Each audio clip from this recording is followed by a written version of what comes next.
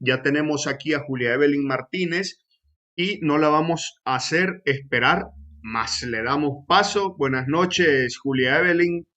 Bienvenida. ¿Qué tal? ¿Cómo está todo por ahí? ¿Calorcito? ¿Hace frío o cómo? Mm, bueno, yo aquí en mi búnker hace frío porque tengo el aire acondicionado a una baja temperatura, Ok. pero San Salvador está caluroso. Ha habido una tormenta y después de las tormentas usted sabe que la sensación térmica queda muy calurosa, ¿verdad? Pero Correcto. yo no puedo vivir en el calor, así es que me encierro y siento que estoy en el Polo Norte. Bueno, Aquí estoy. yo iba a hacer el intento de no salir con esta chumpa porque me incomoda un poco a la hora de tomar algunas anotaciones por lo gruesa que es, pero no pude No, porque no, no, me está imagino. haciendo frío. Sí, me imagino. Así es que, bueno, pero me encuentro bien, en medio de lo bien que se puede estar en esta coyuntura política, económica y social por la que estamos atravesando en El Salvador, las voces rebeldes, ¿verdad? Y contestatarias e insumisas. Usted sabe que no es un momento fácil. Hay mucha incertidumbre y esto de alguna manera nos mantiene en una zozobra permanente, pero bueno, aquí estamos deteniendo el, y tratando de contribuir en lo que podemos eh, desde nuestras especialidades, digamos, desde nuestros talentos particulares, ¿verdad? A tratar en lo personal, de tratar de dar luz a los aspectos económicos y sociales eh, tratar de, como yo dije en un programa que tuve esta semana, a tratar de democratizar la verdad, ¿verdad? Porque el problema es que hay mucha desinformación, hay mucha confusión, hay mucha manipulación y las personas eh, cuesta bastante que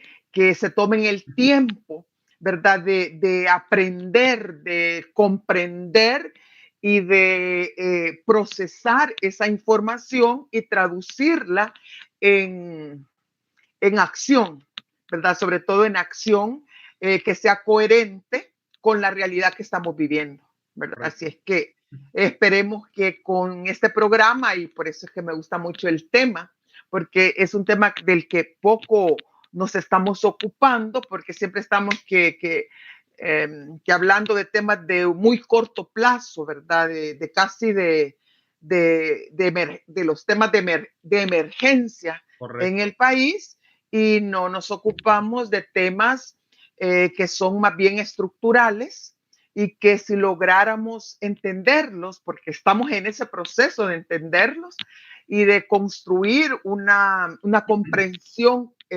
colectivamente, creo que sería más fácil empezar también a construir colectivamente alternativas, porque muchas personas creen que no es posible construir alternativas, que ya todo está perdido, ¿verdad? Y estamos como en esta frase que tenía la señora Margaret Thatcher, ¿verdad? No hay alternativas, no hay alternativas. Claro que hay alternativas, pero para construir esas alternativas tenemos que saber exactamente qué es lo que está pasando. Correcto. Así es que Siento, encantada de estar en su programa. no, gracias a usted, Julia Evelyn, por aceptar la invitación. Yo creo que es momento de subir subir la discusión y Sí, tocar. hay que subirla de nivel.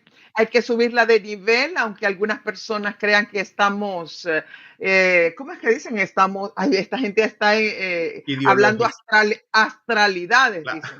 Claro, Esta gente, mientras el mundo se derrumba, dicen, ustedes están hablando astralidades. No, es que porque el mundo se está derrumbando y para que no siga derrumbándose, hay que hablar de estas cosas. claro, y sobre todo porque tenemos una audiencia pensante, una audiencia que busca información, y bueno, subiendo el nivel de la discusión, podemos dar soluciones a mediano y a largo plazo, Julia Evelyn, porque Exactamente. este tema no va a ser un tema que se va a quedar o que va a durar una semana, sino que en 5 años lo van a ver y van a decir, wow, lo que dijo aquí Julia Evelyn, y, hombre, esto tiene... Mire, fíjese que, bueno, voy a tomarme un momentito. Yo hace exactamente 6 o 7 años, cuando empezaba el régimen del clan Bukele, yo recuerdo claramente que en una conferencia en la UCA, donde se empezaba a hablar, creo que fue al inicio, creo que fueron los 100 días, los primeros 100 días de la presidencia, ¿verdad? Cuando todos creían que íbamos hacia un cambio de época o hacia un nuevo, Cambio de como paradigma. ustedes, un cambio de paradigma, eso es lo que se hablaba, y se tuvieron hasta una jornada, ¿verdad?, para ver el cambio de paradigma y que el desarrollo y todo. Yo, como siempre, rompí me invitaron a mí, Con no el sé qué era, paradigma, rompí con el protocolo y con el paradigma con la y luna de miel, simplemente, Julia Evelyn. sí, porque todos tenían luna de miel, hasta gente, hasta periodistas. Recuerdo yo que ahora están precisamente comiendo el duro pan del exilio, como decía Roque Dalton, ¿verdad? Y que hasta se levantaron y se fueron porque dijeron, esta señora está loca, ¿verdad? Y yo les decía que les recordaba la frase empecé así mi intervención recordando la frase de Antonio Gramsci, que está en los cuadernos de la cárcel, que dice que cuando lo viejo no termina de morir y lo nuevo no termina de nacer, aparece un claro oscuro, y ahí en ese claro oscuro surgen los monstruos, y esos monstruos, le decía yo, se llaman fascismos. Y a lo que vamos, les decía yo, y ahí donde todos se quedaron así como, y a lo que vamos, les digo, es hacia un fascismo, un fascismo del siglo XXI. Y ese fascismo se llama Bukele, hermanos y compañía. Y todos se quedaron así como, ¿y esta que está hablando? ¿Y esta que está...? Y ahí empecé a describir los rasgos, ¿verdad? Del fascismo del siglo XX versus los rasgos del siglo XXI. Y señalaba pues que era un fascismo que iba siempre dentro del paradigma capitalista, pero que lo iba a profundizar, a llevarlo a un... permítame que esto lo voy a sacar a la gata. Claro, claro. Bueno, Esperen. Salga, salga, bueno, salga. aquí dice María Latino, buenas noches chicos. Sandra Meléndez dice buenas noches, saludos. Carmen Meléndez dice saludos Mario y a su invitada. Rosa Escoropada dice like 45, buenas noches Mario. Y licenciada Julia Evelyn. Aquí ya dejaron saludos. Ay, bueno, muchas gracias por los saludos. Entonces, y yo empecé a describir exactamente así, ¿verdad? Como Sobre las todo se cosas. asustaron cuando usted mencionó a Antonio Gramsci. Antonio Gramsci, entonces, Dio porque cuarto, entonces, dijeron, ya ideologizó esta ah, conversación. entonces todos así como con risas irónicas, ¿verdad? Y decir, ay, esta Julia Evelyn ya viene con su gente, con su marxismo trasnochado y que no sé qué, ¿verdad? Y empezaron a hablar, inclusive dijeron que aquí lo que iba a haber era algunos hablaban de que el paradigma neoliberal se iba a derrumbar y que íbamos finalmente a pasar al post-neoliberalismo, que y que, bueno, yo simplemente les digo, les aviso, así como uno dice, yo aviso. Y una vez como dice, cuando uno dice golpe avisa, Saca después que no sangre y no hay digan, justicia. exactamente. Y ahí me quedé calladita, ¿verdad? Y como yo les decía, como me ven aquí toda chuquita, ¿verdad? Toda morenita, no me prestan atención. Y entonces, pero va a llegar el día en que, vamos a hablar sobre esta conferencia. Lamentablemente, pues ya no pude estar en la UCA para decirles la frase que voy a decir en este momento. Yo se los dije y ustedes no me quisieron creer, pero no hace falta tener una bola de cristal, es que no es una cuestión de magia, no es una cuestión de tener clarividencia, ¿verdad? Y que uno sino que simplemente es ver las señales, ver la realidad y sobre todo ver las tendencias del capitalismo a nivel global. Claro. ¿Verdad? Y entonces uno ve hacia dónde se mueve el capitalismo, hacia dónde se mueven los nuevos patrones de acumulación de capital y cómo cualquier gobernante, estos populistas, ¿verdad? Que llegan con discursos de cambios de paradigmas, perdón, y de que van a ser diferentes a los mismos de siempre, o que llegan con discursos antipolítica, antipartidos políticos, y que dicen sobre todo, ahí es donde está la clave, cuando dicen que no son ni de izquierda ni que son de derecha y que toda esa división entre izquierda y derecha ya no tiene ningún sentido porque están por encima de todo eso. Ese es el momento en donde uno tiene que decir, ahí vienen los fascistas, ahí vienen los fascistas con todo. Entonces, bueno, ya llegamos al punto en donde en lo político ya se instauró este fascismo, que ya casi que es un totalitarismo. Yo he estado releyendo a Hannah Arendt estos días y realmente es el totalitarismo. Sí, es el totalitarismo, pero recordemos que estos regímenes totalitarios en lo político no deben verse separados de un proyecto económico, ¿verdad? Es decir, todos estos responden a un proyecto económico. Por eso es importante no centrarnos solamente, como estamos haciéndolo, solamente en el proyecto político, que sabemos que es un proyecto político totalitario, que busca eliminar todo lo que es el respeto a los derechos humanos, gobernar mediante el terror, mediante el terror, romper con todo los resabios de la democracia burguesa, ¿verdad? Y especialmente todo eso que se le llama la separación de los poderes, los pesos y los contrapesos, todo eso que es llamado las democracias capitalistas, incluso eso buscan romperlo. Solamente nos fijamos en ese tema, el tema de la corrupción, el tema de eso, pero detrás de todo eso hay que recordar que hay proyectos económicos, ¿verdad? Y entonces que no caigamos en el error de creer decir que el proyecto económico o el modelo económico o como se le quiera llamar, sigue siendo el mismo de los años anteriores, o que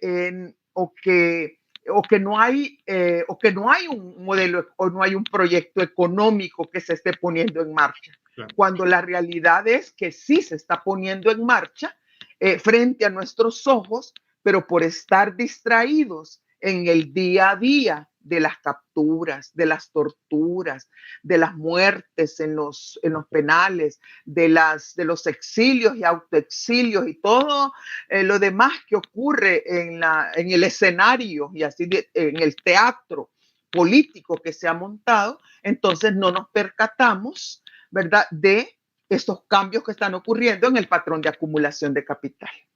Bien. Julia Evelyn, bueno. Que larga se hizo la introducción, pero tenía que hacerse. No, magnífico. Ya tenemos 100 personas, casi 100 personas que nos están viendo, Julia Evelyn, en esta breve introducción. Un saludo cariñoso para todos. Yo le estaba haciendo tiempo para que se unieran. Sí, no, ya tenemos 100 aquí unidos. Jorge Alberto Urrutia ha sido el último en comentar. Dice, saludos Mario y saludos para la licenciada Julia. Hoy están un poco tímidos, no quieren comentar. ¿Está bien? No, que comenten y pregunten, por favor. Quizás están ahí detrás del matocho. Mejora tu voz, dice. Saludos Mario, aquí estamos. Saludos, mejora tu voz. Nos están viendo, mejora tu voz desde acá de Argentina. Siempre se conecta, él está ahí también detrás del matocho. Bueno, si no quieren comentar, por lo menos Eh, dejen su like, ¿verdad? Buenas Mire, noches, pero excelente invitada, dice Julia Granada. sería ideal que también pudiéramos establecer, a mí me encanta el diálogo, pues, Claro. si tuvieran alguna pregunta o algo que refutar de lo que yo afirme, Ok. ahí sería increíble, porque mire, oportunidades de debatir aquí en El Salvador son bien pocas, fíjense, Claro. porque o es el pleito, o es la ofensa, o es la burla, o es que si yo no estoy de acuerdo contigo, eres mi enemigo, ¿verdad? Claro. Entonces, aprovechemos este Bueno, espacio ahí de gente pensante. comentó Juan Hurtado, buenas noches a ambos, excelente licenciada Julia Evelyn y explica perfectamente y dice Rosa Escoporada, pongamos like. Bueno, entremos ya en materia, Julia Evelyn. Va, entremos, entremos. Julia Evelyn, eh, estamos frente a un proceso de reorganización y recomposición del capital en este momento. Haciendo un poquito de historia brevísima, podríamos decir que en El Salvador han habido tres procesos de acumulación, con la expropiación de tierras ejidales y comunales a finales del siglo XIX y la consolidación de la oligarquía cafetalera y el modelo agroexportador. Uh -huh, Poquitos años despuesito con el algodón y el azúcar, ya entradito los años 50 con estas recomendaciones que dio la CEPAL, entramos a una nueva fase de acumulación con esto que fue la industrialización uh del -huh. país. Por Y sustitución de importaciones, claro, pero que en realidad sí que dio paso a una, digamos, claro, reorganización de la clase dominante o del bloque oligárquico, claro, ¿verdad? Mediante la incorporación de un núcleo de la oligarquía que se diversificó y no solamente tuvo ahora intereses en la agroexportación, sino que tuvo también intereses en la industrialización por la vía de la sustitución de importaciones, pero subsidiados por los excedentes de la agroexportación, bien. porque Luego, también siempre fue esta industrialización siempre fue subsidiada, bien. porque nunca se logró desarrollar el mercado interno. Bien, Uh -huh. luego una desaceleración de este proceso del 70 al 80 por el conflicto armado y luego una nueva, digamos, recomposición y reorganización del 89 al 2007 con esto que fue la dolarización y el programa de ajuste estructural. Y en ese sentido, podríamos estar frente a otro cuarto proceso de acumulación y de reorganización y recomposición. Reorganización en cuanto a suma de nuevos miembros a esta élite económica y salida de otros, porque si unos entran, otros tienen que salir. Y Tienen que salir. recomposición en cuanto a que buscan nuevos sectores de inversión, va a haber otro nuevo proceso de acumulación, podríamos decirle un cuarto proceso de acumulación. Julia Evelyn, estamos frente a Mire, una reorganización y recomposición sí, del capital. sí, mire, yo creo que hay que diferenciar, ay, perdón, pero me va a salir lo de profesora de Bien, economía política. bueno, ¿Vale? bien, bien. Aquí Bueno, hemos mire, tratado de hacer algo rapidísimo sí, porque la rapidísimo, ponente es pero usted, no soy yo. no, no, pero solo para ponernos de acuerdo en alguna Bien, terminología, digamos, para seguir. Lo que ocurre en 1880 es la acumulación originaria del originaria de capital, capital. ¿verdad? Donde se empieza el proceso de separación entre la propiedad de los medios de producción, que eran las tierras ejidales y comunales, ¿verdad? Que se dan todas esas leyes de expropiación de las tierras comunales y ejidales y el proceso de transferencia de esas tierras hacia la oligarquía cafetalera exportadora, ¿verdad? Entonces ahí es donde se separa los medios de producción de, de los productores directos y se forma la clase del agroexportadora, cafetalera agroexportadora y la clase jornalera, ¿verdad? Que va a trabajar en las fincas propiedad ahora de la oligarquía cafetalera. Entonces, eso, digamos, ahí se da todas, y muchos, bueno, hay diferencias, ¿verdad? En la interpretación, pero hay los historiadores, sobre todo los historiadores que tienen enfoques marxistas, como Rafael Mengíbar, nos señalan que se dan muchos procesos o se utilizan muchos mecanismos que son propios de la acumulación originaria clásica, ¿verdad? Como por ejemplo que se dan las leyes contra la vagancia, ¿verdad? Que obligan a los campesinos que quedan despojados de tierras a ir a trabajar de forma obligatoria a las haciendas, ¿verdad? Y porque si no van a la cárcel, o el uso también de reos, y vea por qué se lo estoy diciendo, porque se están repitiendo esos procesos, uso de personas que están privadas de libertad, incluso se crean jueces rurales y que no son licenciados en ciencias jurídicas, sino que bachilleres, que se crean los jueces rurales, Se crea la guardia. capturan a, sí, sí, y se captura a muchas personas por cualquier cosa, ¿verdad?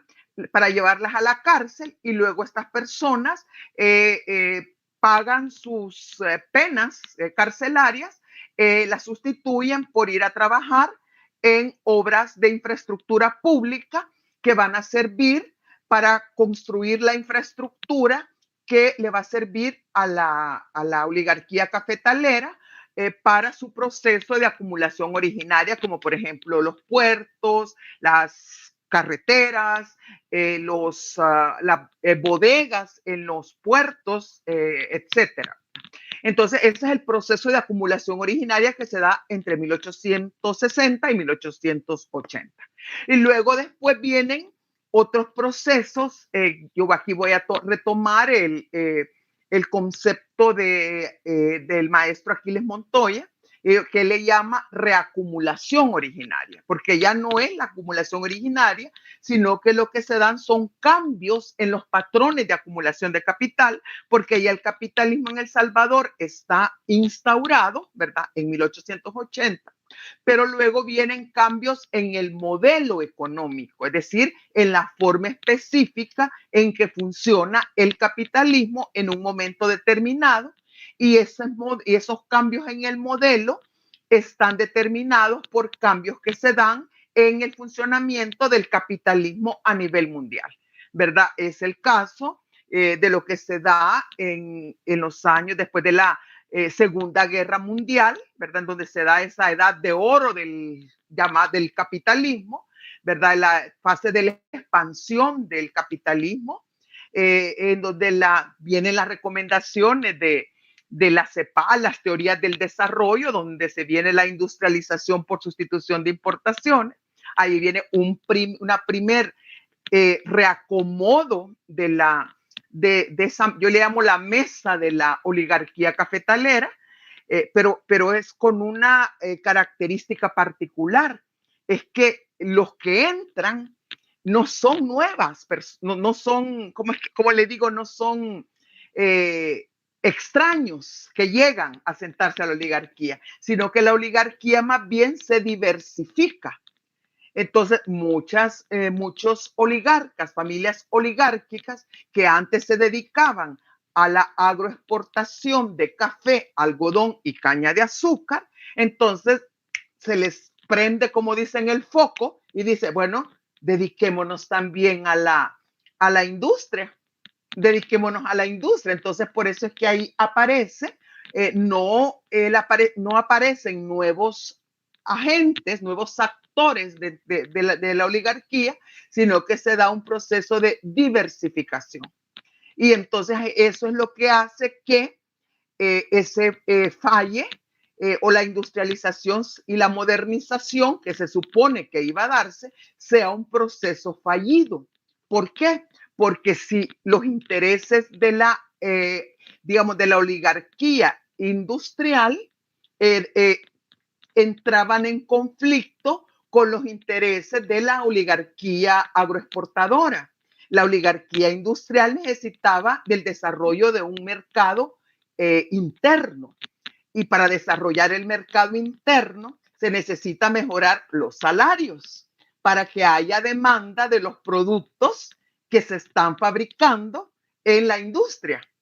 Entonces, pero para la oligarquía agroexportadora se necesitan salarios bajos porque la tasa de ganancia de la oligarquía agroexportadora se basa en los salarios bajos y en una alta tasa de explotación o sobreexplotación de la fuerza de trabajo porque no necesitan mercado interno, sino que ellos se basan su ganancia en salarios bajos y en exportación hacia otros países. Entonces ahí usted tiene como la oligarquía compartiendo la misma mesa, pero con intereses que no son los mismos. Y por eso es que se opta por, al final, ¿verdad? Como son los mismos, entonces se opta por la creación del mercado común centroamericano. Entonces se dice, bueno, miren, aquí no podemos crear el mercado interno, aquí ni modo, no vamos a poder aumentar los salarios. Lo más que se puede hacer es, mejor busquemos la unión de todos los mercados de Centroamérica y empecemos a exportar los productos industriales del Salvador hacia Guatemala, hacia Honduras, hacia Nicaragua y hacia Costa Rica. Y es el momento de la década de los 60, ¿verdad? Donde se dice que El Salvador se convierte o se estaba por convertirse en el Japón de Centroamérica, porque empieza a venderle a todo el resto de Centroamérica y tenía una balanza comercial positiva con todos los países de Centroamérica, porque sí logra tener una balanza comercial positiva, y los otros países empiezan a ver que ellos no podían competir con los niveles de productividad que tenía El Salvador, y eso es verdad. Y esa fue la época dorada de la industria en El Salvador, pero que estaba basada en la exportación de la industria hacia el resto de países de Centroamérica. Y sobre todo, recuerde que en ese momento es que los que estaban más fregados eran los industriales de Honduras, pues, porque ellos tenían la peor balanza, el déficit comercial con El Salvador, y ahí es donde en esa lucha de precios, ¿verdad? Y de lucha comercial es que se da la guerra de la llamada o la mal llamada guerra del fútbol, ¿verdad? Que hace que se rompa el mercado común centroamericano y entre en crisis el modelo de industrialización en El Salvador y bueno, todo lo que viene, ¿verdad? Entonces ese es un proceso digamos, de renovación del grupo oligárquico, del grupo en el poder, pero que no fue tan renovación, sino que más bien fue diversificación. Los mismos se diversificaron. El verdadero momento eh, eh, de, de reorganización. de reorganización ocurre en 1989, cuando el capitalismo a nivel mundial experimenta el cambio que pasa de ser el capitalismo keynesiano, ¿verdad? Basado en el estado de bienestar, ¿verdad? Y en el estado promotor de la economía, donde el Estado intervenía en la economía, y pasa a ser el estado neoliberal, en donde es la época de Reagan, de Ronald Reagan, la época del Margaret Thatcher, y donde las ideas que se imponen son las ideas del neoliberalismo o del nuevo liberalismo económico, que tenían como principal ideólogo a este señor Milton Friedman, ¿verdad? Entonces viene, y ahí lo que se da digamos, es el proceso de la globalización del capitalismo, en donde ya no hay espacio para la industrialización por sustitución de importaciones, ni tampoco hay espacio para la agroexportación y se tiene que cambiar de modelo económico. Y en ese momento, en 1989, es que la oligarquía salvadoreña tiene que mutar, tienen que surgir otros, es decir, queda como fuera de moda. Y por eso que le digo de moda, es decir, ya no andan con un modelo agroexportador que ya no puede ser más. Y otros andan con un modelo de industrialización que tampoco puede ser, ya quedó totalmente obsoleto, porque hay que vincularse a las cadenas productivas globales del proceso de globalización del capitalismo. Es decir, a las maquilas, a las, bueno, sobre todo a eso, a las creación de zonas francas, a los depósitos de perfeccionamiento activo, a ser parte de las cadenas globales de producción.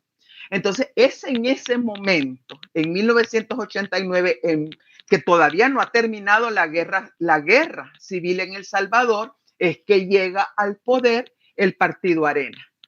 Llega al poder, el Partido Arena, recuerde, que llega con una plataforma que era básicamente agropecuaria, porque Arena viene de un grupo llamado el Frente Agropecuario Oriental, que era un frente que lo que querían era ir contra la reforma agraria, querían que la reactivación de la agricultura y volver al modelo agroexportador y revertir la reforma agraria que había sido realizada durante los años de la guerra como medida contrarrevolucionaria auspiciado por Estados Unidos, ¿verdad? Entonces, todo eso es lo que querían hacer. Pero una vez que llega al poder Arena, resulta que no llegan con una agenda para regresar al pasado de la oligarquía tradicional, sino que llegan con una agenda neoliberal.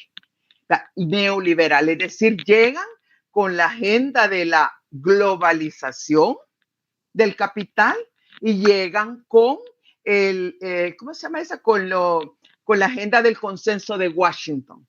¿Verdad? Es decir, que hay que abrir el mercado a las importaciones, que hay que eliminar los controles de precios, que hay que abrir la economía a la inversión extranjera directa. La privatización de las empresas estatales. De las empresas estatales y todo lo demás. Y entonces Arena, en ese momento, la arena que ya no es la de los agroexportadores, sufre.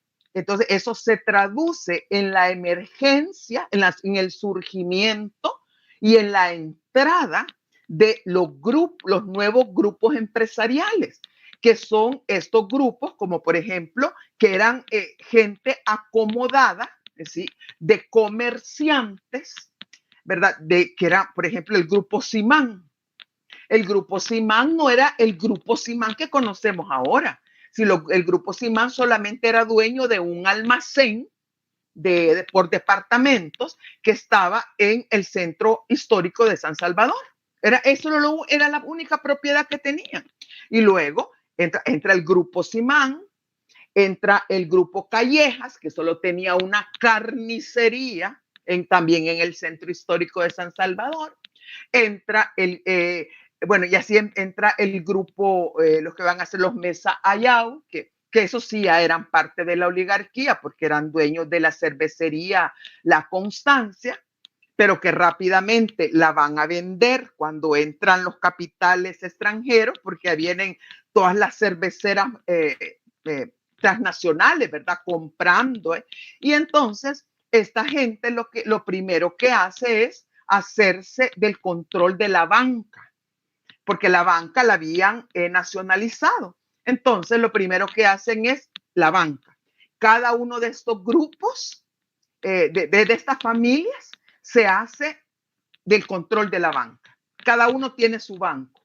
Y con esa banca y con los ahorros y los depósitos del público, empieza a apalancar sus procesos de acumulación de capital, porque no lo tenían. Entonces agarran y empiezan a usar los ahorros, los depósitos, para hacerse préstamos cruzados entre sí, ¿verdad? Entre las familias, y empiezan entonces a diversificar, ¿verdad? Compran otros almacenes, construyen centros comerciales, construyen hoteles, desarrollos inmobiliarios, empiezan a diversificarse, a crecer, ¿verdad? Y supermercados, cadenas de supermercados, y de pronto tenemos aproximadamente 20 grupos familiares, porque siempre siguen siendo grupos familiares, que han desplazado a todos los grupos, a la mayor parte de los grupos agroexportadores y a los grupos industriales que habían estado o eran parte de la oligarquía en la época anterior. Es como que llegan y dicen, bueno, con permiso, ¿verdad? Ustedes ya no tienen nada que hacer aquí. La exportación de café ya no es el café ya no es el grano de oro. Aquí ya no dependemos del café para generar la riqueza del Salvador, sino que aquí lo que hacemos es exportar prendas de confección hacia los Estados Unidos, que es lo que hace, por ejemplo, el grupo Simán con la empresa esta Sanyac, que se convierte en una gran exportadora para Estados Unidos y también vendedora a nivel exportadora a Centroamérica y exportadora vendedora en El Salvador. Bueno, aquí viene el grupo de don Pablo Tesac, de las Boquitas Diana, ¿verdad? Que antes era era una fábrica que vendía a las tiendas que estaban en las colonias, y de pronto se convierte en la gran exportadora ¿cómo se llama? Yo les digo de comida chatarra, ¿verdad? Pero que es la gran exportadora. Y entonces toda esta gente. Acá Miguel Flores dice Molsa, Eureka, Facela, Ahí está la Saquiro, cosa. Videa.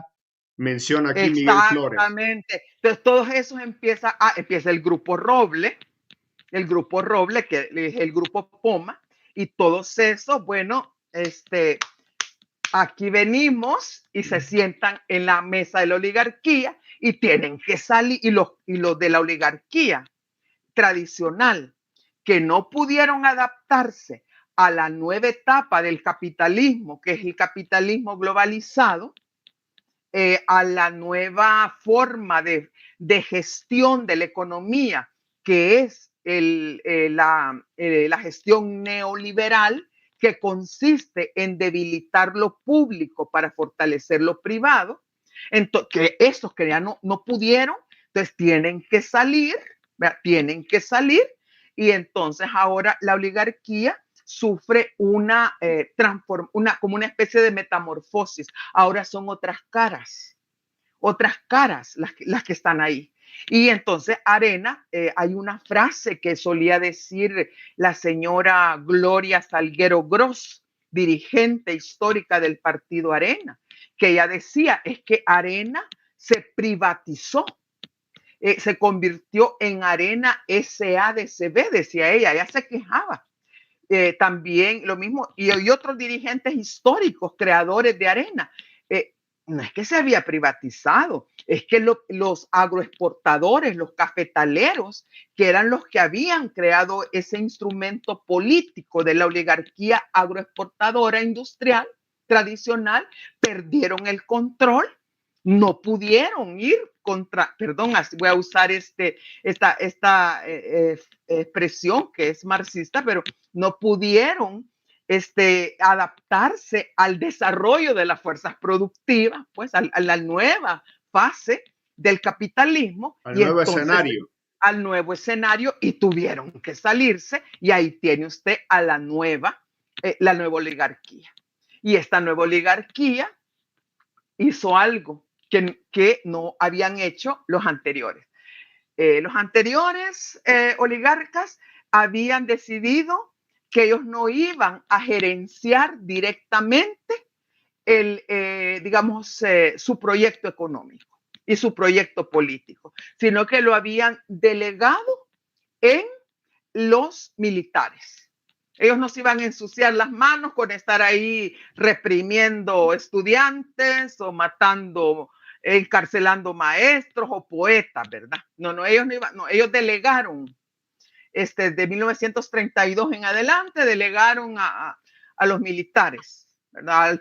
Primero al PRUD, después al PCN y a no sé quién. Al Pero cuando Propatria. esta gente decide, sí, pero esta gente decide que ellos directamente iban a gestionar el modelo, no se lo iban a dejar a a los militares. Y por eso es que los mismos grupos empresariales ponen en primer lugar al grupo a Cristiani, que es uno de los nuevos miembros del grupo oligárquico, el grupo Cristiani.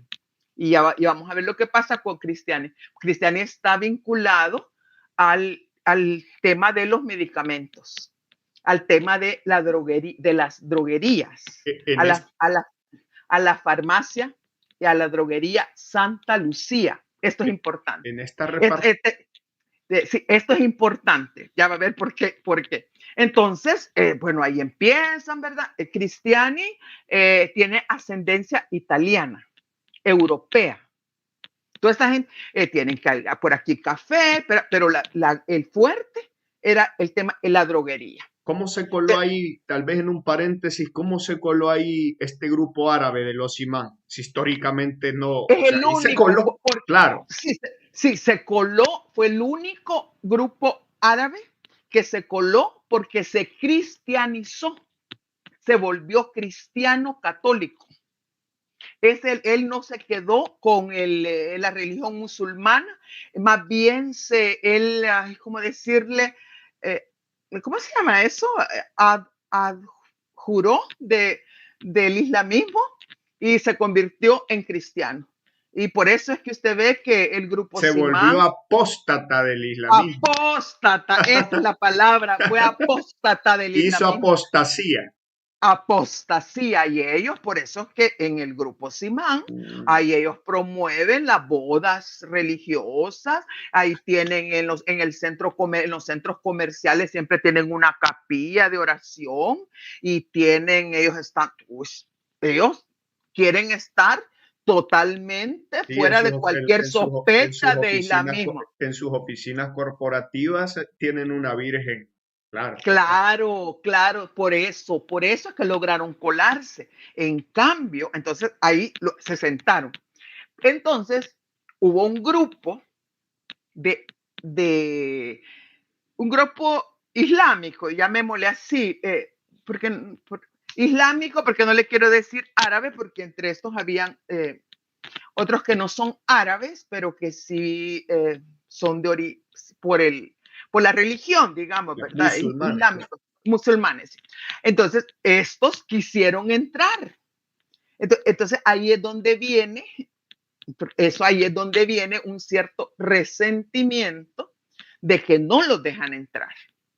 Y está el caso del señor don Armando Bukele, que es el gran imán de la religión musulmana en El Salvador, el que construyó la primera mezquita aquí en la colonia Escalón, y él que tiene fundaron hasta una escuela, no sé cómo le llaman, pero que donde forman a jóvenes en la religión musulmana y que practican la religión musulmana y que son los fundadores también del Club Árabe Salvadoreño, porque toda esta gente de la oligarquía, ellos construyeron sus clubes, como el Club Salvadoreño, el Club Deportivo Internacional, el Club de El Sunsal y otras cosas, y donde no permitieron nunca que los musulmanes árabes, digamos, es que más bien son musulmanes, entraran como socios. Por eso es que ellos crearon el Club Árabe, que antes se llamaba Rosalinda, que está aquí sobre la calle El Mirador. Para que salvadoreños sí se pueden ubicar, ¿verdad? Que hoy se llama Club Árabe Salvadoreño. Entonces, y tienen ahí el museo, ¿cómo se llama? Palestino. Porque entonces el grupo de palestinos, sobre todo ahí vienen los grupos palestinos que no se cristianizaron, que no, o que se cristianizaron así como a media, ¿verdad? Pero que en realidad continuaron con más fuerza con don Armando Bukele en la práctica. Es decir, no es que se radicalizaron, sino que yo creo que trataron de sacar el orgullo de su religión, ¿verdad? Y de sus raíces, y que venían de Belén, y que allá la Virgen María, y por eso es que todo ese chiste, ¿verdad? De que la abuelita de Nayib Bukele era la Virgen María, ¿verdad? Y que todo eso. Entonces, se quedaron afuera de ese recambio. Y ahí no solamente fueron ellos, y el grupo Bukele, también está vinculado ¿cómo se llama? A la elaboración e importación de medicamentos. Yo no recuerdo, fíjese que, perdón, en este momento no recuerdo el nombre de la droguería, pero ahí es donde está el vínculo, la competencia con la droguería Santa Lucía de Alfredo Cristiani. Aquí la gente que nos diga, porque ellos saben aquí que no. La gente sabe cómo se llama Saki, una cuestión así. no sé cómo se llama, pero sí tiene. Entonces, ahí es donde viene el odio que le tienen a Cristiani. Y lo primero que le expropiaron fue la droguería Santa Lucía.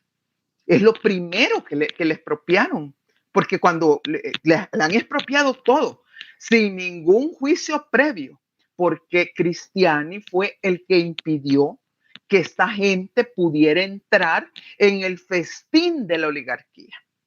Porque es que entonces cuando se recompone en 1900... Aquí nos dice María Latino, Cinquia. Dicen Ah, Cinquia o Sinquimia, dicen algunos aquí. no, sin quimia se llama. Sin quimia se llama. Entonces, este grupo, a lo más que pudo lograr fue a convertirse en proveedor del seguro social. Del seguro social. No deja la mayor parte de dónde viene la fortuna de esta gente o los recursos de este grupo, de los contratos que realizó vendiéndole medicamentos casi en términos como un monopsonio, como un proveedor casi único del seguro social, porque el señor Bukele era parte, él es el representante ¿cómo se llama? Del INQIFAR, de los químicos y farmacéuticos en el seguro, en el consejo directivo del Seguro Social, y de alguna manera lograba de que los contratos en las compras de medicamentos y en las licitaciones de medicamentos iban para Sinquimia y dejaban fuera a la farmacia Santa Lucía. Entonces, ahí viene, entonces esa gente, pero no solamente ellos quedaron fuera el grupo Safi, quedó fuera el grupo Salume, y otros quedaron fuera de ese reparto. 1989 pasa esto, ¿verdad? Están los 20 años de Arena, toda esta gente se queda así como viendo, ¿verdad? Es como decir, solo viendo pasar el festín que se estaban dando, ¿verdad? Como el chinito Milán el y chinito Milán. viendo. Y entonces se hacen todas las reformas neoliberales, la privada. Perdón, entonces, estos grupos tienen la banca. Entonces, pero saben que viene todo el proceso de compra de las bancas, de los bancos locales por parte de los bancos transnacionales. Viene el Citibank, el Citigroup, perdón, viene HSBC, viene el Scotiabank y todos vienen comprando comprando, comprando y comprando desde Sudamérica y van subiendo a comprar bancos y saben que tienen que vender. Y en eso, en el 2001, el señor Paco Flores dolariza la economía. Y todos dicen, ¿y por qué dolarizó la economía? Y el Fondo Monetario Internacional se pregunta, ¿y por qué dolarizó la economía? Si nosotros, eso no era acuerdo, no le conviene a El Salvador dolarizar la economía, porque se va a quedar solo con la política fiscal y ya no va a tener política monetaria. Sencillo, porque entonces esta gente que era propietaria de los bancos, que había comprado los bancos, que ya se los habían saneado y los compró en colones, es decir, a un precio bien bajo en colones, viene y los vende en dólares. Imagínense, los compra en colones y los vende en dólares y no pagan ni un centavo en impuestos por esa venta, por esa transacción. Y entonces les queda una liquidez. Es decir, usted de pronto, todos estos grupos que vendieron los bancos, no queda, es decir, no es que ellos sabían que tenían que venderlos, pero tenían que venderlos con una ganancia extraordinaria. Vendieron los bancos y entonces, por ejemplo, esta familia de los Baldocchi, que eran los propietarios del Banco Agrícola Comercial, que ahora lo compró Bancolombia. Estos, ¿qué hicieron con toda esa liquidez? Pues nada más ni nada menos que crearon esta cadena de tiendas que son los Dollar City, que son las tiendas de dólar, ¿verdad? Claro. Que venden las cosas a dólar, el claro. Dollar City. Tienen cadenas de tiendas, ahora ya las tienen en toda Centroamérica. Un paréntesis, y entonces uno dice, por ahí me da un poco de risa porque hace como un año y medio leía un artículo donde decía que ese negocio de Dollar City lo había hecho un emprendedor salvadoreño que casi inició de cero. Lo hizo con la ganancia de haber vendido el Banco Agrícola Comercial en dólares después que lo había comprado en colones usando prestanombres, porque de acuerdo a la ley de privatización de la banca, los empleados eran los que tenían, digamos, la prioridad en la compra de las acciones. Entonces ellos pusieron a los empleados, les dieron financiamiento pues para que compraran las acciones, pero luego ellos les compraron las acciones a estos empleados y se hicieron del control de la banca. Lo mismo pasó con el Banco Salvadoreño, lo mismo pasó con el Banco, el Banco de Comercio y otros. Vendieron y de pronto tenían tanta liquidez que empezaron a comprar tierra, que empezaron a comprar esto, que empezaron a crear nuevas empresas y entonces la gente dice, ¿y de dónde sacaron el dinero? De la privatización. Primero los compraron, ¿verdad? A precio de colones baratos y después los venden a dólares. En remate. Pues sí, entonces ahí viene el secreto de la privatización de la banca, perdón, de la dolarización de la economía. Entonces, imagínense cómo maneja la oligarquía salvadoreña la economía del país para beneficiar a este grupo oligárquico. Un presidente recibe la orden, ¿verdad?, de este grupo oligárquico de que dolarice la economía porque ellos necesitan vender los bancos para tener una alta tasa de retorno de su inversión y poder diversificarse y seguir manteniéndose en la mesa donde se sirven de a galán, ¿verdad?, con la cuchara más grande, las ganancias. Y entonces eso pasó durante los 20 años de Arena y lamentablemente siguió durante los 10 años del gobierno del FMLN. durante los 10 años del FMLN, ahí es donde hay que ponerle atención, porque ahí... ¿Usted no cree que ahí, a propósito que aquí nos hacían una pregunta, usted no cree que ahí hubo un freno, sino, No, sino un desmontaje de este proceso, por lo menos un no, freno del proceso? mire, se intentó hacer porque la gente que, que llegó, ¿verdad? Y que sabían lo que había pasado, pues era gente que sabían sobre los grupos empresariales. Por ejemplo, el doctor Alex Segovia, que era un gran conocedor de los grupos empresariales de Centroamérica. Se sabía todo Es eso, estudioso del tema estudioso económico centroamericano. y lo sabía desde antes. Estas cosas, bueno, yo muchas veces tuve oportunidad de hablar sobre, no solo sobre lo de El Salvador, sino que el resto de Centroamérica. Y él incluso entrevistó a dirigentes empresariales y todo esto. No, yo no me lo estoy inventando. ¿Verdad? No es un cuento, ¿verdad? Que les estoy contando aquí, que así, no, sino que todo esto es resultado de estudios, no solo de centroamericanos, sino que también de estudiosos y estudiosas de europeos que han venido a estudiar este fenómeno de los grupos empresariales. Hay una fundación alemana que está ahí por la Sí, Miralvalle que se encarga de hacer este tipo de estudios también sí, de sí, sí, sí, sí. de Sí, acumulación de capital. sí, la Se me olvida acumulación el de nombre. capital y los grupos empresariales. Entonces, bueno, entonces sí, pero no lo pudieron hacer.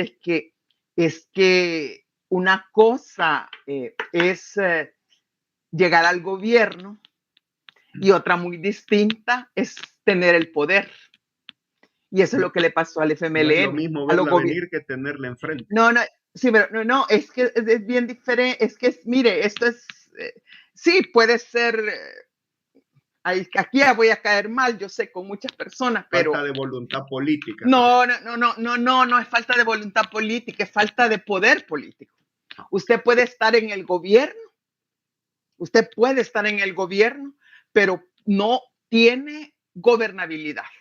Es decir, no tiene el poder, no tiene la autoridad, no tiene el dominio, la capacidad no tiene el suficiente capital político, las alianzas con los grupos que pueden darle fuerza, incluyendo los sectores populares, que le pueden dar fuerza para hacer las reformas que necesita para cambiar la coyuntura, las relaciones de poder y empezar a desmontar un modelo económico que definitivamente enriquecía y sigue enriqueciendo a una minoría y que empobrece a la mayoría. Fíjese que, por ejemplo, yo, cuando estaban todavía el FMLN haciendo la primera fase de cuando el gobierno de Mauricio Funes, yo escuchaba a Alex Segovia decir que lo primero que había que hacer en los primeros 100 días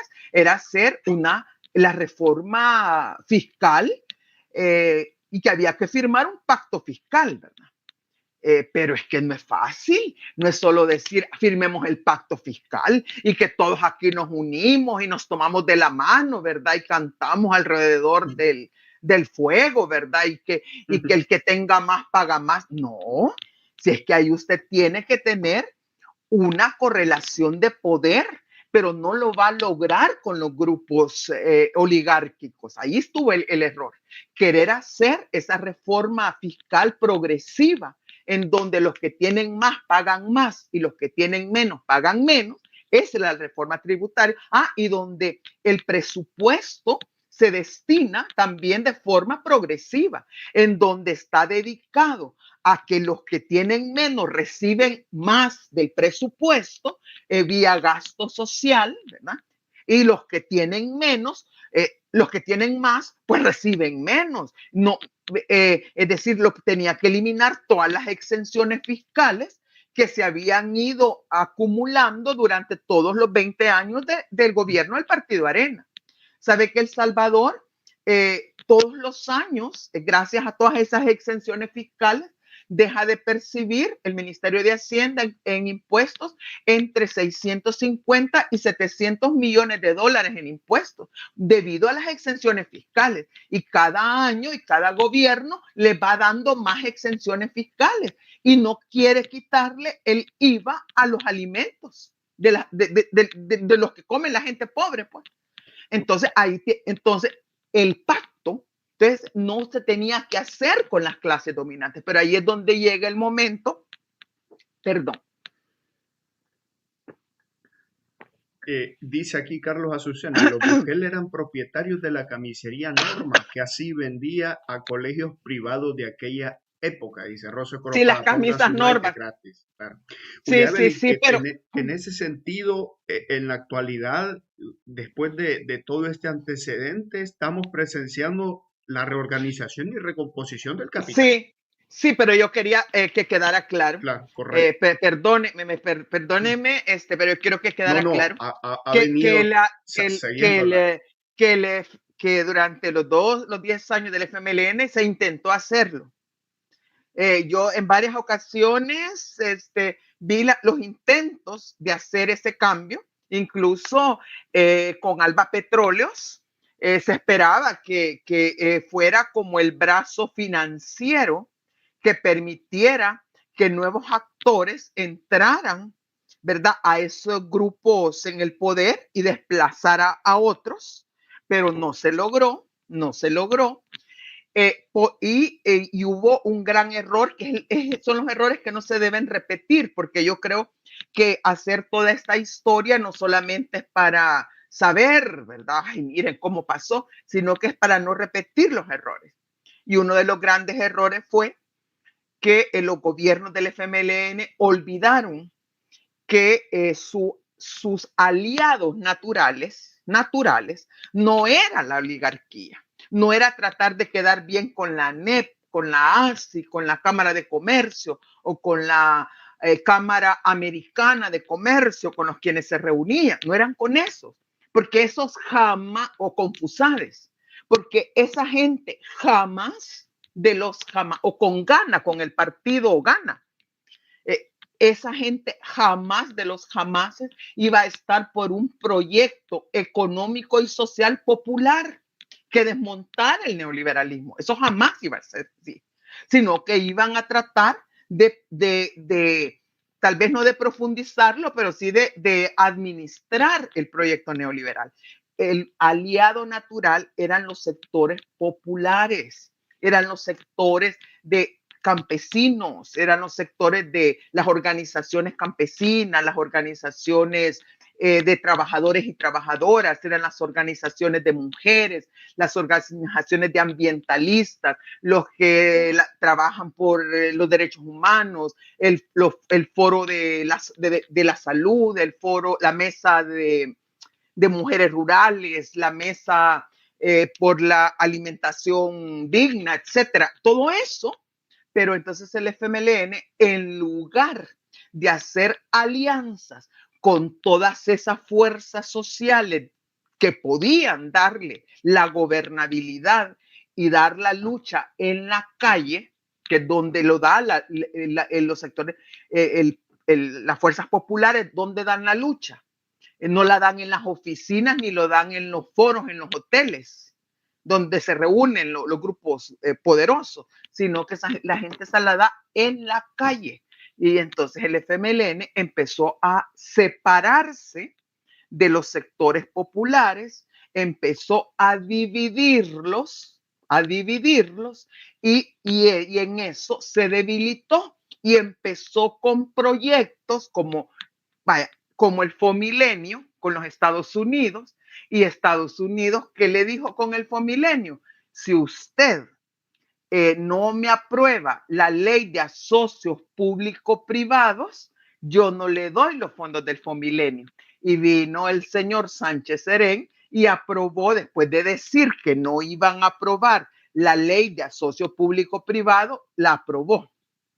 Se le detuvo porque esa lucha, eso no me va a quedar en la conciencia que no la di, porque yo sé lo que son los asocios público-privados. Es una forma de privatización Es lo que están haciendo con los mercados municipales, que los han privatizado. Es lo que han hecho con la terminal de carga en el aeropuerto Monseñor Romero. Es como van a hacer el aeropuerto de Acajutla. Pero mire, el gobierno de Nuevas Ideas no ha tenido que aprobar esa ley, sino que ya el FMLN se la dejó aprobada, con que querían aprobar la ley de zonas económicas especiales, que son las ciudades charter o las ciudades modelo que tienen en Honduras y en Guatemala. Suerte que se les logró detener. No, porque yo recuerdo cuando llegó Óscar Ortiz con la luz estrella a la Asamblea Legislativa a entregar el proyecto de ley, y luego andaban en las organizaciones, en los asambleas en el interior del país, hablando de las maravillas que iban a pasar con las zonas económicas especiales, que son estos territorios gestionados por corporaciones privadas.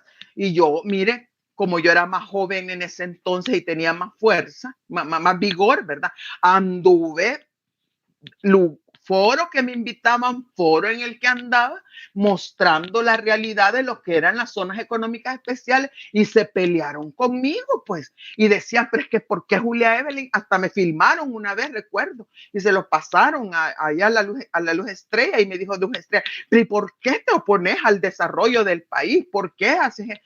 Es decir, ¿por qué? Porque empezaron a entrar al gobierno mucha gente que eran que no representaban los intereses del pueblo, sino que representaban intereses de los sectores que estaban sentados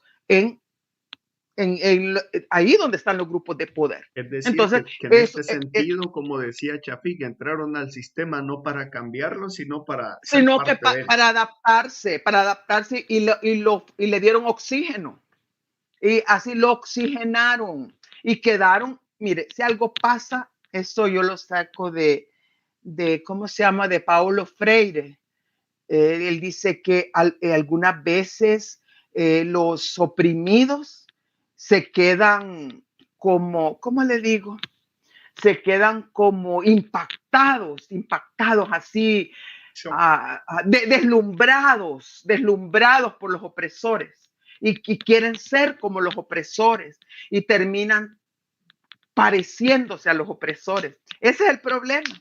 Ese es el gran problema, que muchas veces así los oprimidos terminan pareciéndose a los opresores y actuando como los opresores, y se olvidan de dónde vienen y por qué están en el poder. Están en el poder para cambiar las cosas, para transformarlas, para revolucionarlas, no para terminar siendo parte de lo mismo. Bueno, ya pasada esa página, lleguemos ahora. Entonces, finalmente, si el FMLN no hubiera actuado tan mal. Aquí dice Tirsa Canales, Tirsa aquí no dice, sigan, dice. ¿Cómo? O sea, que sigamos en la conversación. En la conversación, bueno, sí, pero ya nos pasamos. Bueno, ya pero tenemos, 15 minutos. Ya tenemos más de 200 personas conectadas. Sí, pero entonces, vaya, el FMLN, bueno, Arena hizo lo que tenía que hacer para sus grupos. Ellos, por eso ellos, claro que gobernaron bien. ¿Por qué gobernaron bien? Porque lograron fortalecer al sector, a un nuevo sector de la oligarquía. Desde el punto de vista de ellos, claro que gobernaron bien. ¿Me entiende? Desde el punto de, porque ellos no llegaron y ni nunca dijeron que iban a gobernar para los sectores populares. No, hombre, se los empobrecieron. Pero yo, ¿por qué? Porque nunca representaron al pueblo, ni lo siguen representando. ¿Verdad? Pero llegó el FMLN y gobernó mal. Yo lamento decirlo, pero gobernaron mal, porque en lugar es cierto que bajó la pobreza, eso hay que reconocerlo, y yo lo reconozco gracias a los programas sociales, porque mucho del endeudamiento público que se realizó durante los dos gobiernos del FMLN estuvo destinado a programas sociales para mitigar los altos niveles de pobreza que existía, especialmente en las zonas rurales.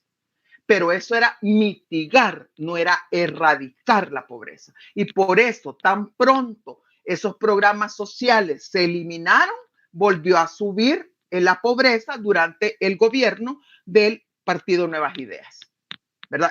Porque una cosa es mitigar la pobreza, ¿verdad? Y otra cosa es sentar bases para eliminarla.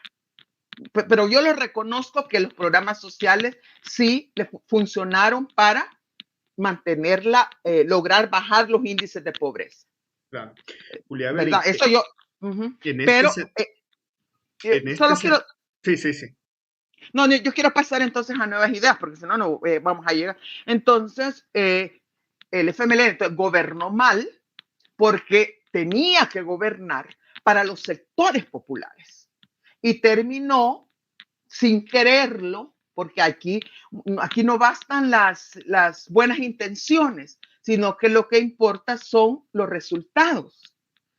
Ya sea por acción o por omisión, terminó favoreciendo a los grupos del gran capital, es decir, a la oligarquía, a la que está sentada allá, pero ya había empezado a través de sus alianzas con Alba Petróleos, a través de la alianza con Alba Petróleos, había comenzado a fortalecer a ciertos grupos que se morían, que durante 20 años estuvieron esperando entrar a la mesa de la oligarquía y hicieron lo que hasta se pusieron la camiseta del FMLN, se declararon de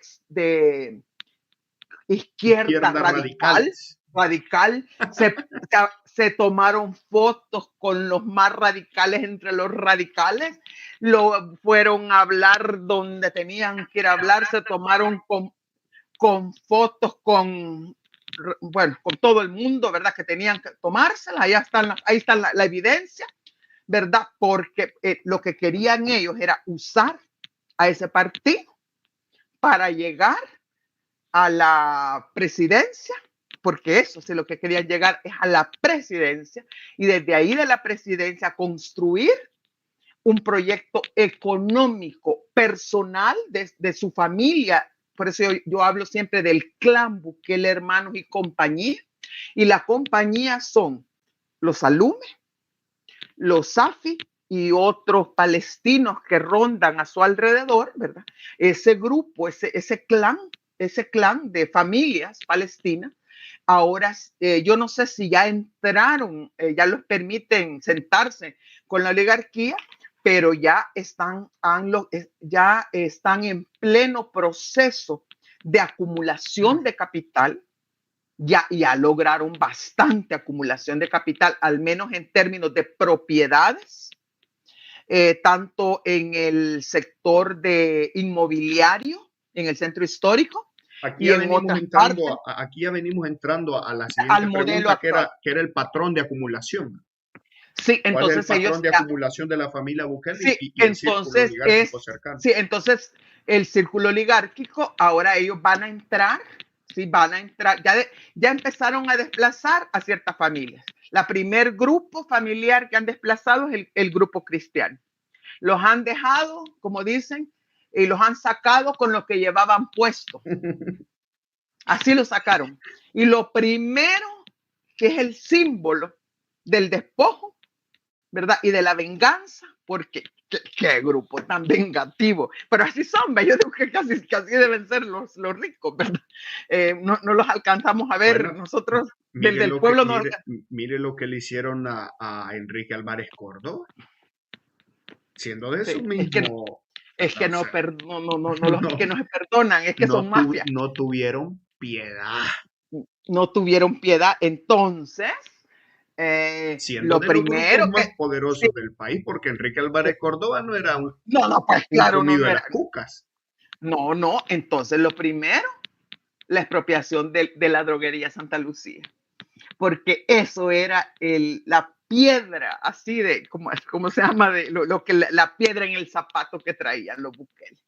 Eso era porque esa competencia no la quería. ¿verdad? Entonces, y por cierto, la mamá de los señores Bukele está ahora en la junta directiva del Seguro Social. ¿Sabe usted eso? No, no, no, Ujú. no, Pues no. ahí está la señora. Este es un tema un poquito escabroso, ¿verdad? Bueno, Marvin nos decía con esta visita que en Costa Rica se divulgó hace poco sobre quiénes fueron los invitados a la cena de lujo que les dieron en Costa Rica. Marvin Aguilar nos decía que la mamá de los Bukele estaba operando como una especie de primera dama de la República, ¿verdad? Porque a pesar de no tener un nombramiento oficial dentro del gobierno, andaba en actos oficiales, formaba parte del protocolo, formaba parte de de las todo. invitaciones. Ella es la gran matriarca. En los spots publicitarios siempre se le enfoca, ¿verdad? Saludando, caminando, opera como una primera dama, nos Es decía la Martín. matriarca. Es la matriarca. Es que En es este súper. sentido, todo y ya con esto vamos aterrizando, Julia Evelyn, con todo esto del patrón de acumulación, todo lo que César Villalona la ocasión anterior nos decía de que ellos tenían registrado más o menos 12 sectores productivos en los que estaban los Bukeles al inicio de su mandato y que ellos habían identificado que se habían metido a dos o tres rubros más o menos, ¿verdad? Que era parte de, mencionaba ahí como que el sector inmobiliario y bueno, Sí, el sector inmobiliario es el principal. Para ellos el principal es el sector inmobiliario. Creo que es el donde más donde más le están apostando. También el tema ahora también de la producción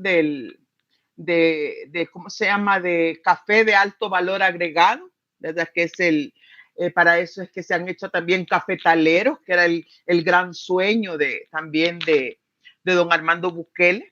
El sector siempre de la droguería, de la producción y exportación y venta de medicamentos, pero sobre todo el inmobiliario, porque hacia ahí vamos, hacia sobre todo a una economía de servicios, a una economía de turismo.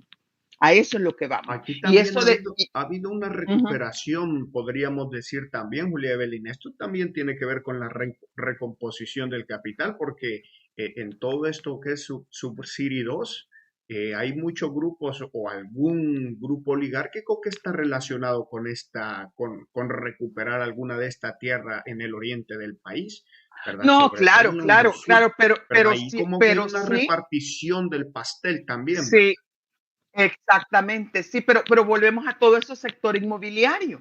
Ellos lo que compran es tierra, lo compran, bueno, pero volviendo al patrón, o sea, ¿cuál es el modelo que ellos siguen yo a esto? Bueno, sigue siendo, como le decía, yo le llamo a esto el hiperneoliberalismo. Es decir, se arena, digamos, inauguró el neoliberalismo en El Salvador, que quiero definirlo porque muchas veces se dice que aquí hay gente que dice, no, sí que aquí nunca hubo neoliberalismo. Claro que es que el neoliberalismo hay que entenderlo como un paradigma para la elaboración de políticas públicas.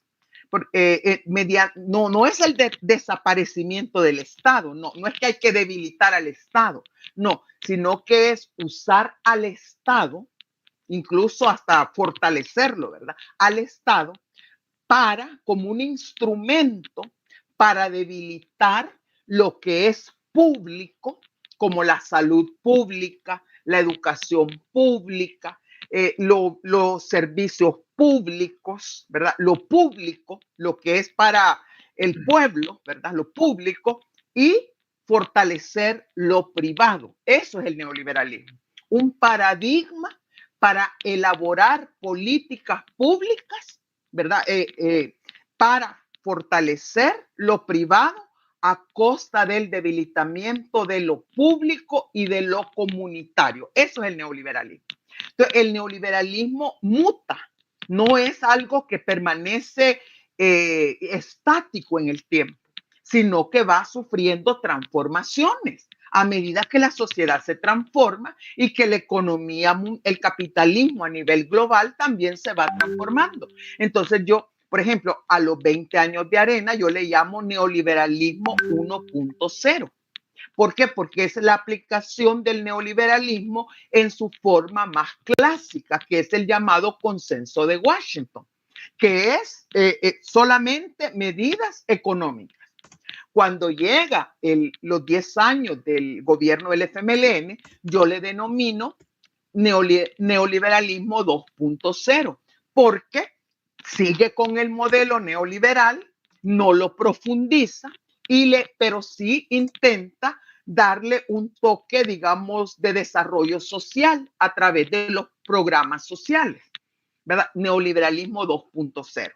Pero a yo antes le llamaba neoliberalismo 3.0, pero ahora, aunque estoy usando una terminología que no es marxista, sino que es de Tomás Piketty, que no es marxista, aunque es el autor del que se llama El Capital del siglo XXI, él habla del hipercapitalismo, entonces me gusta llamarle hiperneoliberalismo. Entonces, el hiperneoliberalismo, si me permite, solo porque como tenemos aquí a esta audiencia, quiero explicarlo. El hiperneoliberalismo tiene semejanzas y diferencias con el neoliberalismo. En primer lugar, ambos, tanto el hiperneoliberalismo como el neoliberalismo, persiguen el debilitamiento de lo público y de lo comunitario para fortalecer lo privado y lo individual. Mire, si eso no hay que inventárselo, no hay que andarlo buscando debajo de las piedras. Eso ya lo dijo el mismo señor Bukele Perdón, solo me levanto un minutito porque la compu se me está descargando, la sigo escuchando bueno. y ahí. Pero ¿puedo seguir hablando? Sí. Aquí mismo conecto, pues. Aquí tengo el adaptador. Está bien. Levántese. Sí, bueno, entonces persigue el debilitamiento de lo público y de lo comunitario para fortalecer lo privado y lo individual. Y esto él lo ha dicho en varios discursos, sobre todo en los discursos que ha dado en los Estados Unidos. Y lo que ha dado también cuando él dice que lo que busca es más capitalismo, que lo que busca es más competencia, lo que busca es que se fortalezca el mercado, que se fortalezca la competencia, incluyendo cuando le preguntaron si se iba a dar intervención del Estado en el mercado de la vivienda en El Salvador. Él dijo que todo eso iba a ser lo que dijera el mercado, la oferta y la demanda. ¿va? Entonces, en eso se parece el hiperneoliberalismo al neoliberalismo. También otra coincidencia que tiene es que ninguno, ni el hiperneoliberalismo ni el neoliberalismo, pretenden eliminar al Estado. Eso es un mito. Eso es haber entendido mal el concepto de neoliberalismo. Ninguno de los dos pretende eliminar al Estado, pero lo que pretenden ambos es tomar el control total del Estado, como lo estamos viendo, ¿verdad? Y desmontar la institucionalidad democrática para secuestrar al Estado, así es que al Estado lo tienen secuestrado, para ponerlo al servicio de los intereses económicos, sociales y políticos del grupo dominante. En este, o de los grupos dominantes. En este caso podríamos hablar de crear condiciones para la acumulación del capital, para del eso capital, el Estado. Eso. Capturan al Estado, así para hablarlo en términos de teoría institucional. Hay una captura del Estado para ponerlo al servicio de los intereses de la acumulación de capital del grupo, ¿verdad? Que quiere imponer el proyecto. Pero ¿a dónde está la diferencia entre el neoliberalismo, digamos, clásico y el hiperneoliberalismo? Es que el modelo hiperneoliberal, el que está poniendo en marcha el clan Bukele, se instaura o se está instaurando a partir de la creación de lo que yo le llamo zonas de sacrificio de la vida. Oigan bien, zonas de sacrificio de la vida. ¿Y qué son estas zonas de sacrificio de la vida? pues son franjas del territorio de un país o del país en los cuales se despoja a las familias y a las comunidades de sus medios de vida. ¿Y qué son los medios de vida de las familias? Pues mire, puede ser la tierra para cultivar, los mercados en donde venden, los lugares donde pescan, los caminos donde transitan, etcétera. Y también para despojar los bienes comunes que tienen las comunidades, porque los bienes comunes no le pertenecen al Estado, sino que los bienes comunes le pertenecen a las comunidades. Y los bienes comunes son la biodiversidad, las fuentes de agua, los bosques, los paisajes, los conocimientos, el patrimonio cultural que tienen las comunidades, etcétera.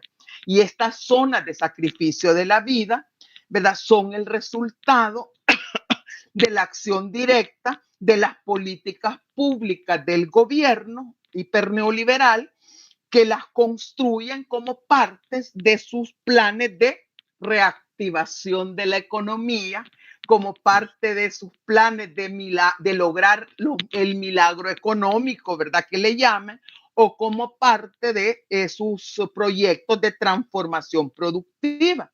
Y al final estamos viendo la comunidad del bosque, estamos viendo las comunidades Condalío y Flor de Mangle, donde van a construir el aeropuerto del Oriente. Estamos viendo el centro histórico, cómo se está despojando a la gente en las cabeceras departamentales, en las zonas aledañas a los mercados municipales donde no quieren que hayan vendedores, en donde no, es que no quieren gente fea, no quieren gente pobre, no quieren que los turistas se lleven una mala impresión, dicen, del Salvador, quieren ver progreso, quieren ver riqueza.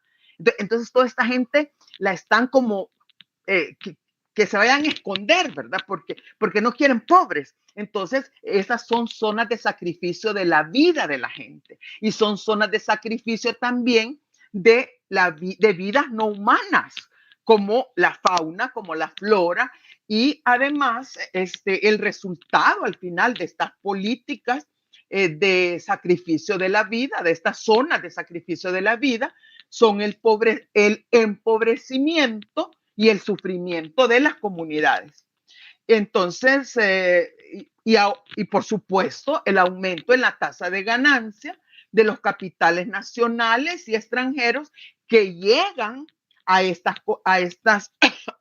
que llegan a estos territorios que están atraídos por las exenciones fiscales. Usted sabe que van a construir torres de apartamentos de más de 35 pisos y esas torres de apartamentos no van a pagar ningún tipo de impuestos, ni impuestos sobre la renta, ni IVA, ni impuestos municipales, ningún tipo de impuestos, y por la aprobación automática de permisos ambientales para la construcción, inclusive en zonas protegidas, y para la explotación libre, ¿verdad? Y sin ninguna restricción de todos los bienes naturales. Y entonces eso es lo que está ocurriendo, ese es el proyecto, ¿verdad? Entonces, crear zonas de sacrificio para para poder desalojar a la gente, para destruir los ecosistemas, la biodiversidad, y para poder ahí generar las inversiones que necesitan, ¿verdad? Ellos y sus allegados para aumentar la tasa de ganancia y lograr pues los niveles de acumulación de capital que necesitan los sectores en donde van a orientar sus inversiones, siendo el principal sector, en mi opinión, de lo que yo puedo ver, el sector inmobiliario. Se quieren convertir en los casatenientes o en los inmuebletenientes del Salvador y en los terratenientes del Salvador. y dentro de poco, ahora como son los grandes amigos, ¿verdad? Por ejemplo, el Por grupo. ahí también vemos orientadas las políticas públicas, Julia Evelyn. Claro, Torno a eso. todo va hacia eso. Y ahí anda gente, los de la Asociación Nacional de la Empresa Privada, algunos solo miran de lejos, ¿verdad? Y hay otros muy, así como los de la Asociación de Coexport, la Asociación de Exportadores del Salvador, que ya cayó en la trampa, ¿verdad? Acá dice Álvaro Menjiva, a propósito de lo que usted dice, ¿cómo verán los oligarcas ya establecidos la manera en la que se ha metido este tipo a esa mesa? Aunque varios han utilizado al Estado para eso, lo verán Es que lo con están respeto. utilizando, lo están utilizando. Es que mire, ellos saben que ellos son los que tienen el poder. Por ejemplo, ve al grupo Callejas. De dónde agarren un periódico de esos de Casa Presidencial, periódico Diario El Salvador, y vean quién es el principal anunciante de Diario El Salvador. Ujú. Prácticamente el único anunciante que hay que no sea gubernamental es el grupo Callejas. Y son ¿cómo se llama? Las promociones de los supermercados.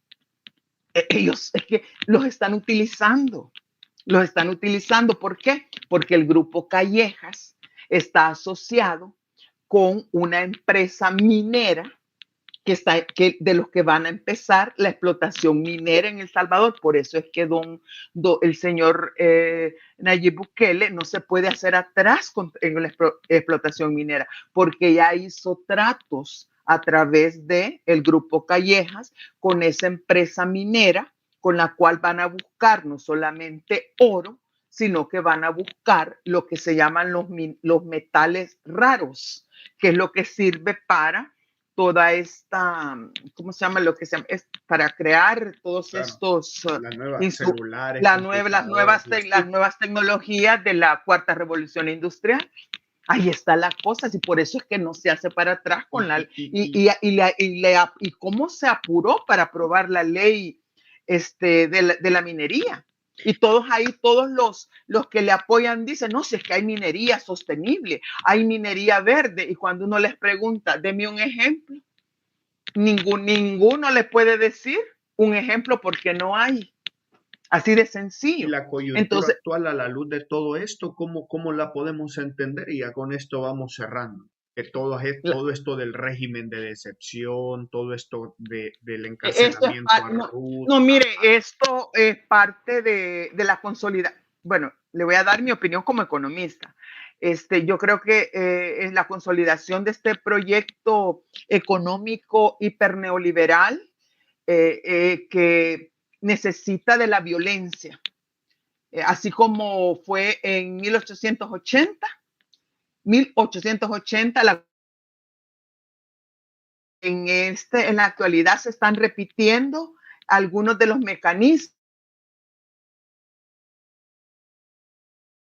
de la acumulación originaria del capitalismo, como por ejemplo usar reos que incluso ni siquiera tienen condenas, si los están usando como mano de obra esclava, así como se usaron en el siglo pasado para crear obras de infraestructura para empresas privadas que los están contratando, con lo cual se están ahorrando el pago de mano de obra. Eso es violencia. El régimen de excepción se está usando no para capturar pandilleros, pues, sino que se está usando para atemorizar a todas las personas que nos atrevemos a pensar de manera diferente, y no solamente a pensar, sino que a expresarlo y a compartirlo con otras personas, ¿verdad? O a ejercer nuestro derecho a la libertad de expresión para tenernos aterrorizados, y también para encarcelar a las personas que se atreven a ir más allá, como por ejemplo a todos los defensores y defensoras de derechos humanos, ¿verdad? Que andan en los tribunales, que andan en la fiscalía, que van a la a la la defensa Defensoría de los Derechos a la Humanos defensa de la tierra o del medio o a la ambiente. defensa de los territorios directamente. Entonces, digamos, esa coyuntura de lo que está ocurriendo, este régimen del terror es propio de los gobiernos fascistas totalitarios, que usan esas leyes, que usan a los cuerpos de seguridad, principalmente al ejército, como una advertencia, ¿verdad? Cállense, sométanse, o si no, ustedes son los próximos. Entonces, todo este hiperneoliberalismo, la brutalidad con la cual se está impulsando, se está implantando, necesita de la violencia. Y la violencia genera terror. A mí, pregúnteme a mí, yo estoy aterrorizada, aterrorizada. Pero es lo que hay, pues, ¿y qué vamos a hacer? Bueno, Julia Muchas Evelyn, gracias. ¿le parece si leemos unos comentarios? Ay, me Bueno, encantaría ya, hoy ya me desvelé de todas maneras. dice María Latino, a ellos los dejaron fuera del club social, por eso hicieron ellos su propio club. Alfonso Recinos dice, y Bukele siguió con el negocio de la droguería, pero en asociación con los carteles mexicanos, dice, qué fuerte. Carlos Azucena dice, los salvadoreños de origen árabe y musulmanes por creencia iniciaron el surgimiento de la época industrial en nuestro país, además del comercio que tenían ya en avance, dice Carlos Azucena. Marcelo Alvarado dice, o sea que lo que hay es una batalla entre los reprimidos que llegaron al poder, ahora se desquitan de otras familias, dice.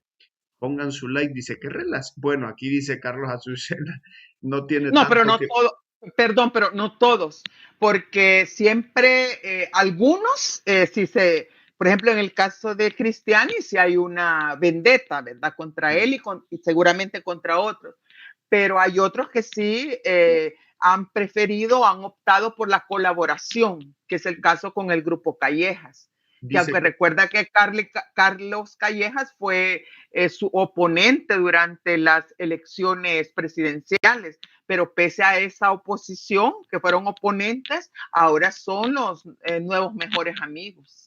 es No, que, no siempre han qué, llegado como venganza, sino que qué habilidad tienen de todos estos grupos de poder de sí, deshacerse de mire, símbolos, de utilizar... en estas cosas no hay amistades. Aquí ellos tienen intereses, ¿verdad? Aquí Carlos Azucena hace una pregunta que no tiene nada que ver con el tema. ¿Qué relación tiene la UCA con los movimientos de izquierda en los 80? Pregunta Carlitos. Ramón Serrano dice, estoy leyendo el libro de Las montañas a las masas de Carpio. Tenía razón Cayetano, ¿para qué negociar si no cambiamos los poderes fácticos?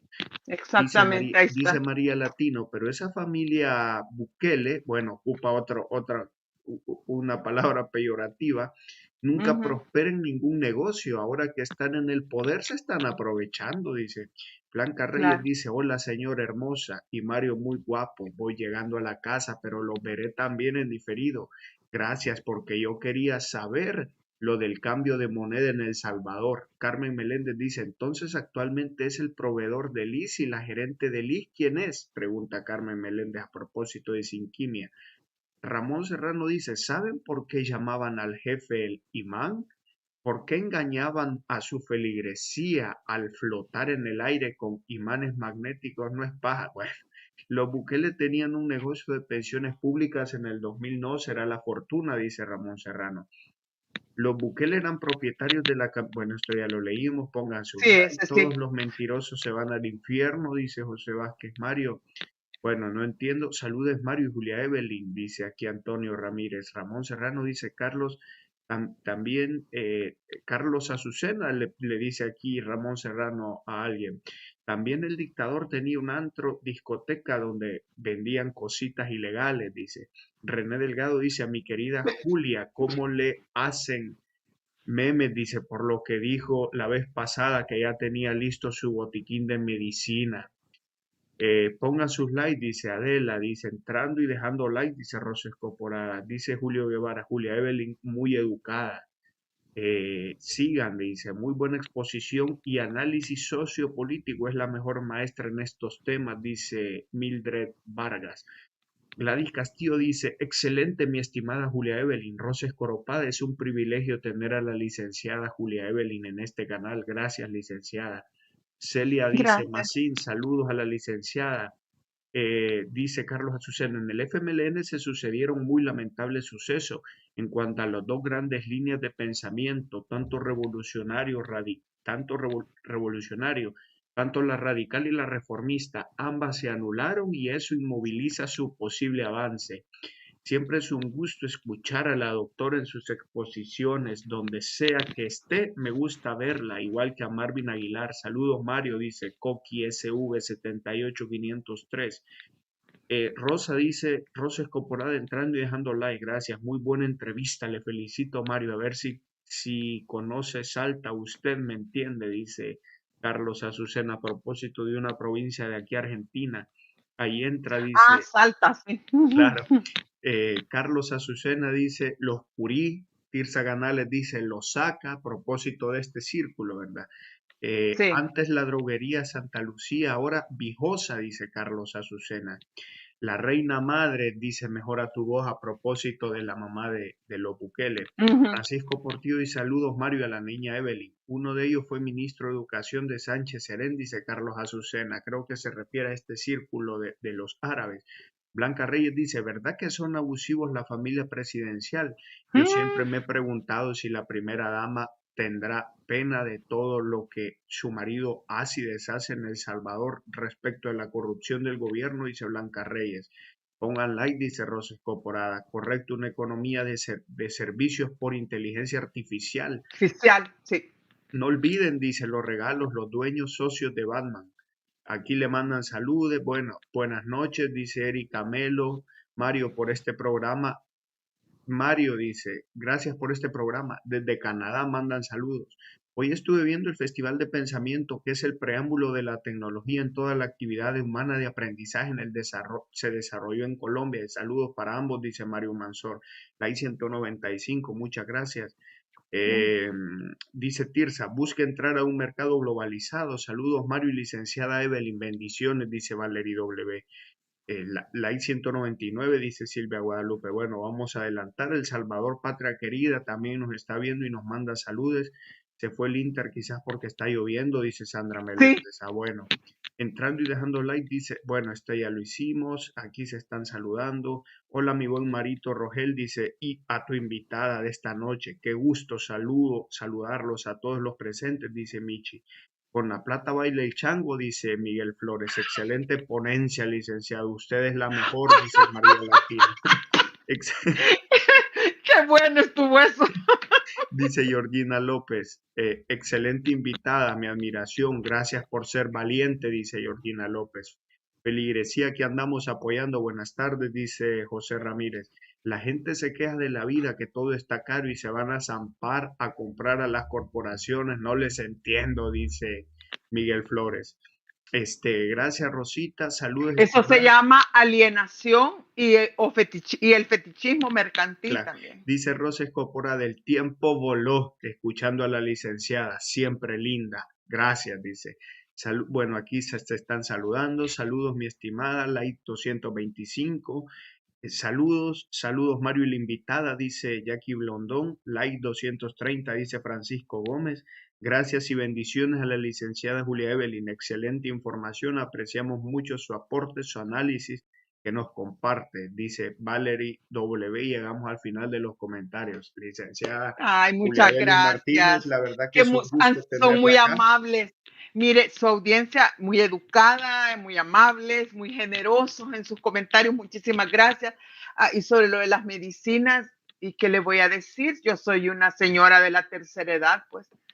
Yo tengo 65 años, yo he vivido una gran parte de la historia reciente de El Salvador.